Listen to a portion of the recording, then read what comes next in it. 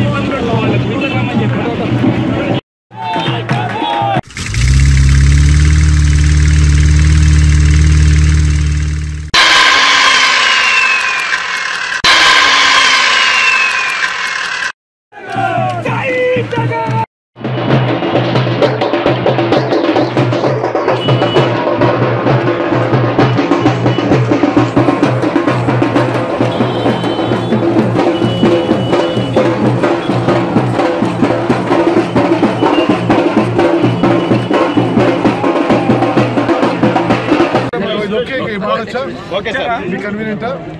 Okay sir. రైతుతో మాట్లాడడం జరిగింది. మిర్చిని ప్రభుత్వమే కొనుగోలు చేయాలి, 12,000 రూపాయలు పర్ క్వింటాల్ ఇచ్చి ఈరోజు తెలంగాణ రాష్ట్ర వ్యాప్తంగా ప్రభుత్వం కొనుగోలు చేయాలి. రైతుల పట్ల, వ్యవసాయం పట్ల ఒక నిర్లక్ష్య ధోరణితో వ్యవహరిస్తుందని చెప్పి గత 3 ఏళ్లుగా మేము వివిధ సందర్భాల్లో ఖచ్చితమైన ఆధారాలతో ఆరోపిస్తూ వచ్చాము. ఈరోజు నేను అనుకోకుండా వేరే చోటకు పోతూ జగన్తో మాట్లాడి ఇక్కడ మరి మల్లేపల్లి మార్కెట్ యార్డ్లో మిర్చి కొనుగోలు విషయంలో ఏ రేట్ల అమ్మకాలు అవుతున్నాయి, ప్రొక్యూర్మెంట్ అవుతుందా లేదా పరిశీలించడానికి స్వయంగా రావడం జరిగింది. ఈరోజు మీరు కూడా విన్నారు, గతంలో కాంగ్రెస్ ప్రభుత్వం హయాంలో మిర్చి 15,000 రూపాయలు పర్ క్వింటల్ వరకు కూడా పలికింది. ఈ ప్రభుత్వం అంచనాల్లో కూడా, అంటే గవర్నమెంట్ డాక్యుమెంట్స్లో రబీలో 11-12,000 పర్ క్వింటల్ ఉంటుందని చెప్పింది. ఫోర్కాస్ట్ ఫర్ మిర్చి క్రాప్ అని డాక్యుమెంట్ ఇచ్చిన వాళ్ళు. తెలంగాణ వ్యాప్తంగా చాలా జిల్లాలలో లక్షలాది మంది రైతులు లక్షలాది ఎకరాల్లో మిర్చి పంట వేసుకుంటే ఈరోజు పంట చేతికి వచ్చే సమయానికి ఈ మిర్చి రైతులకి సరి అయిన రేటు రాకపోవడం. ఇప్పుడు మిత్రులు అంటున్నాడు, నిన్న మొన్న కూడా ఈ ప్రాంతంలో కూడా ఒక మిర్చి రైతు ఆత్మహత్య చేసుకున్నది. బంగారు తెలంగాణ అని గొంతు చించుకుని మాట్లాడే ఈ పెద్ద మనుషులకి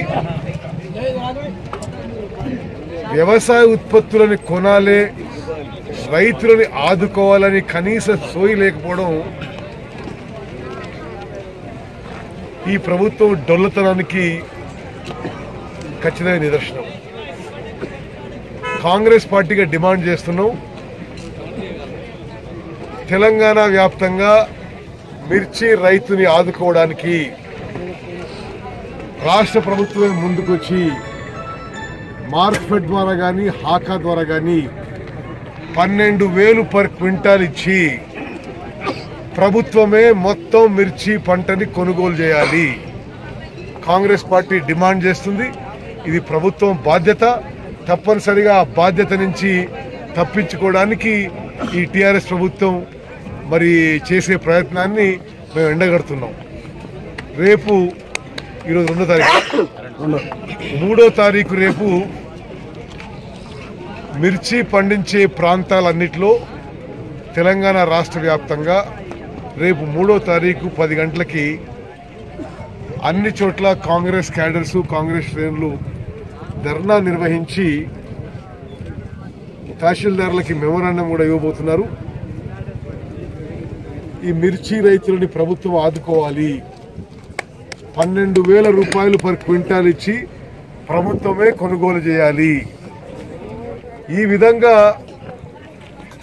70% జనాభా తెలంగాణ రాష్ట్రంలో వ్యవసాయం మీద, వ్యవసాయ అనుబంధ రంగాల మీద ఆధారపడి ఉంటే ప్రభుత్వం ఈ విధంగా ఈ మిర్చి రైతులని గాలికి వదిలేయడం, ప్రత్యేకంగా ఈ ప్రాంతంలో గిరిజన రైతులని, ఇది చాలా దురదృష్టం.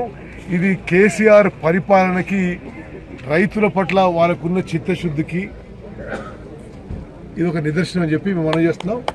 మరి విలేకరుల మిత్రులకు కూడా ఈ విషయం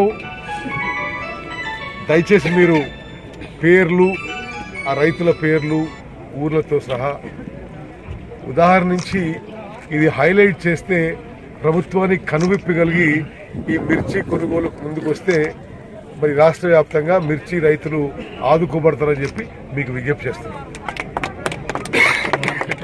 ఇంకో విషయం గతంలో కొన్నేళ్ల క్రితం 2008లో 2010లో కూడా కాంగ్రెస్ ప్రభుత్వం అధికారంలో